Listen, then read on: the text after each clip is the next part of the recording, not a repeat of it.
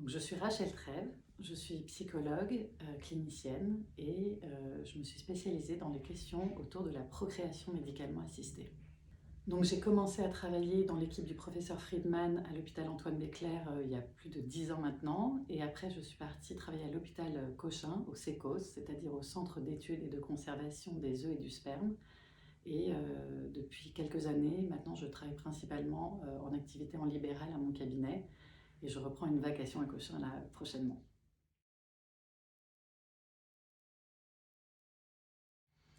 Je ne sais pas s'il y a une évolution des profils des patientes que je reçois là depuis plus de 10 ans. Ce qui est sûr que ce que j'ai constaté, c'est que les patientes sont de plus en plus informées. J'ai l'impression qu'elles ont accès de plus en plus à l'information sur les techniques d'AMP.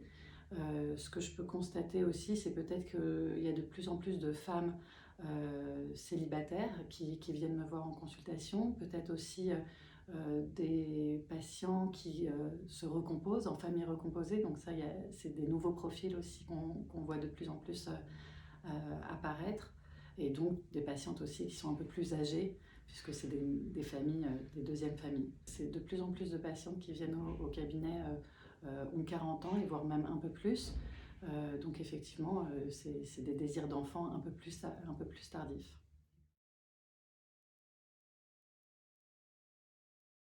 Alors les difficultés que les patientes rencontrent en procréation médicalement assistée, je dirais que le principal serait de pouvoir associer une vie professionnelle, une vie personnelle et une vie PMA. Parce que le parcours PMA est tellement chronophage et tellement lourd que parfois c'est absolument pas évident de pouvoir tout manier en même temps. Et d'ailleurs, j'ai une phrase d'une patiente qui me revient en tête et qui disait de toute façon, l'agenda de ma vie est devenu l'agenda de mon désir d'enfant. Et je trouve que ça résume vraiment bien la difficulté et ce à quoi le couple, mais principalement la femme qui vit tous les traitements quand même dans son corps et tous les rendez-vous médicaux imposés, obligatoires. Donc je dirais que c'est ça, c'est comment conjuguer vie professionnelle, vie personnelle et la vie de la PMA.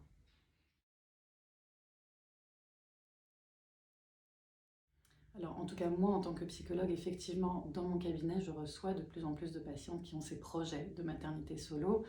Euh, j'ai sans doute plusieurs explications. Je pense que tout d'abord avec l'ouverture de l'adoption qui s'est fait dans les débuts des années 2000, qui a autorisé en tout cas l'adoption pour les femmes célibataires, ça a déjà lancé peut-être un chemin d'autorisation pour ces femmes de se lancer dans cette maternité-là. Et je pense qu'aujourd'hui, il y a vraiment un mouvement pour les femmes de s'autoriser à s'écouter, de s'autoriser à se lancer dans ces projets-là, parce que arriver vers 38, 40 ans et n'ayant toujours pas rencontré en fait un partenaire de vie, elles ne se laissent plus finalement avoir une vie sans enfant. Elles se décident et elles s'autorisent finalement à se dire je ne vais pas renoncer quand même à la maternité, même si j'ai pas rencontré le partenaire idéal pour faire ce projet-là. Donc je pense qu'effectivement, il y a quelque chose pour elle qui se déclenche dans cette autorisation-là à se laisser tenter par ce projet-là. Alors moi, je pense que les ouvertures de loi de bioéthique autorisant les femmes seules à accéder à la maternité, à accéder aux dons, en tout cas pour les aider à avoir un enfant, elle est essentielle dans le vécu de leur projet. Parce que jusque-là, bien sûr que des femmes allaient faire leurs enfants seules, principalement à l'étranger, et que c'était absolument pas facile pour elles de trouver des alliances thérapeutiques, de trouver des médecins pour les aiguiller et les accompagner. Donc le fait d'être autorisées en France, de les rendre légitimes dans leur projet, je pense que c'est essentiel dans leur vécu de ce parcours-là. Donc ça, c'est sûr que je pense que ça va même sans doute conduire d'autres femmes à se laisser tenter, peut-être que là où elles étaient très résistantes aussi parce que c'était pas autorisé. Et donc cette légitimité, pour moi, me paraît essentielle, en tout cas dans leur parcours.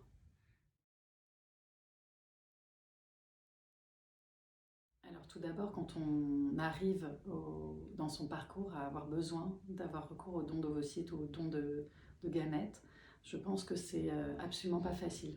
Je pense que c'est douloureux finalement pour un homme et une femme quand ils arrivent là. C'est souvent après un long parcours de PMA, souvent après beaucoup d'échecs d'insémination, de fécondation in vitro. Et donc, déjà, comment je les accompagne, c'est déjà comment je les reçois, parce que c'est après de douloureuses épreuves. Je pense que c'est essentiel d'être accompagné. Je pense qu'on n'y va pas facilement au don. Je pense que ça pose beaucoup de questions.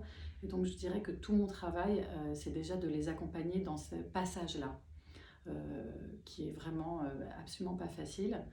Et il est essentiel parce que je pense qu'il faut pouvoir penser, élaborer qu'est-ce que la question du don, qu'est-ce qu'un don, qu'est-ce que les gamètes, qu'est-ce que sont les origines, et de mettre des mots à la fois sur la douleur et à la fois sur l'ouverture de ce nouveau chemin qui s'offre à eux.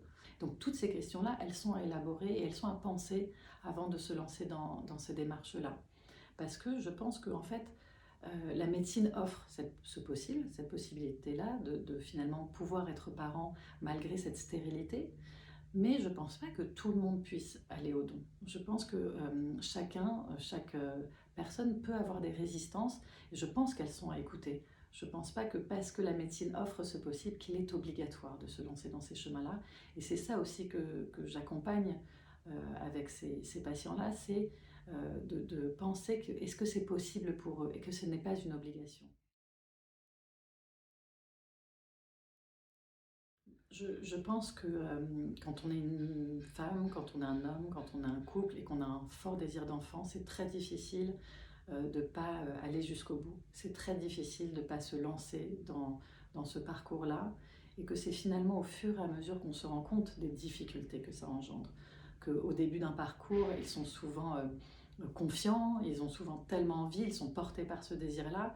Et puis les échecs arrivent, le parcours devient de plus en plus long, parfois il faut aller jusqu'au don. Et effectivement, ça, c'est un parcours qui abîme beaucoup. Donc je ne sais pas vous répondre si tout le monde est capable. Je pense que ce n'est pas une question de capacité ni de possibilité, que c'est parfois finalement comment ces êtres humains finalement vont résister à cette endurance-là. Et je pense que j'ai envie de vous dire, je crois que ceux qui arrêtent un parcours, ceux qui se disent que là c'est trop, d'être capable de se dire j'arrête avant d'être trop abîmé, je pense que c'est extrêmement important. Et tout aussi bien de ceux qui continuent, je pense qu'on on ne peut pas être dans le jugement de est-ce qu'on est capable ou pas et jusqu'où on est capable ou pas. Je pense qu'il faut beaucoup s'écouter dans ces parcours-là et s'il faut s'arrêter, il faut s'arrêter. Ce que j'ai voulu mettre en lumière, je pense que déjà j'avais envie de porter la voix de ces parcours-là, qui sont souvent méconnus ou mal connus en tout cas. Donc ça, c'est un de mes premiers objectifs, c'était de leur donner la parole à ces patients qui traversent un jour le chemin de la PMA. Ce que j'ai aussi voulu mettre en lumière, je crois que c'était la volonté que les patients puissent finalement s'écouter à travers le podcast, pouvoir entendre en résonance aussi des similitudes avec leur parcours. Parce que dans les consultations, je les sens très seuls. En tout cas, ils ont l'impression de vivre seuls, que personne ne peut les comprendre, que ces échecs répétés, que cette vie chronophage autour de la PMA, ils sont les seuls à les vivre. Et je me suis dit que tiens, finalement, à travers le podcast, ils allaient aussi s'écouter et s'entendre. Je pense aussi que c'est un podcast qui était important pour l'entourage. Ce n'est pas un podcast qui s'adresse que aux patients de PMA, c'est aussi un podcast qui s'adresse à tout le monde, à tous ceux qui veulent savoir un peu plus ce que c'est de passer par ces étapes-là. Enfin, ça me paraissait en fait très important. Alors moi, ce que je pense avant tout, avant la levée de l'anonymat par rapport aux enfants nés par don de gamètes et aux couples qui ont recours à un don de gamètes, ce qui me paraît vraiment essentiel, c'était la possibilité des parents de raconter leur mode de conception à leur enfant. Ça, c'était vraiment, je pense que avant toute chose, c'est important de savoir son histoire, que les enfants issus de ces PMA-là puissent savoir d'où ils viennent. Et bien entendu que la levée de l'anonymat, elle est essentielle, parce que je pense que ces enfants issus des dons ont le droit, finalement, de savoir qui est la personne qui a donné. Et surtout, au-delà du droit, c'est aussi, je pense, humaniser tout ça. Parce que jusqu'à présent, la procréation médicalement assistée, elle est très technique, c'est beaucoup de technicité. Et qu'on parle de cellules, de gamètes, Mais au fond, les donneuses qui donnent leurs ovocytes, les donneurs qui donnent leurs spermatozoïdes, ce ne sont pas que des cellules, c'est aussi des êtres humains qui ont œuvré à cette conception-là, et que je trouve que ça humanise, finalement la levée de l'anonymat, elle humanise toute cette technique-là. Et que ça, je trouve que ça, c'est très important. Sur la question de la levée de l'anonymat, il y a aussi un moment où il ne faut plus se leurrer. On est arrivé à un moment où il y a les tests ADN qui se sont développés énormément. Et je pense qu'aujourd'hui, avoir accès si facilement aux tests ADN, on ne faisait que reculer vers une réalité imposée. Enfin, si on ne levait pas l'anonymat des donneurs, les enfants issus des dons allaient de toute façon faire beaucoup de tests génétiques et allaient forcément, au fur et à mesure des années, croiser des données et avoir finalement ces données-là. Donc autant que le pays qui donne la possibilité de faire la PMA, qui donne la possibilité d'avoir au don, ne soutienne pas finalement cette demande-là de la levée d'anonymat, ça ne tenait plus. Donc c'est pour ça aussi que ça me paraît essentiel. Moi, je pense qu'aujourd'hui, le fait que la divulgation de l'information concernant la question de la fertilité, que les femmes aujourd'hui puissent avoir plus conscience, plus tôt, de l'horloge biologique, que la fertilité finalement a une date de péremption, a fait qu'elle s'interroge plus sur finalement qu'est-ce qu'elle doit faire.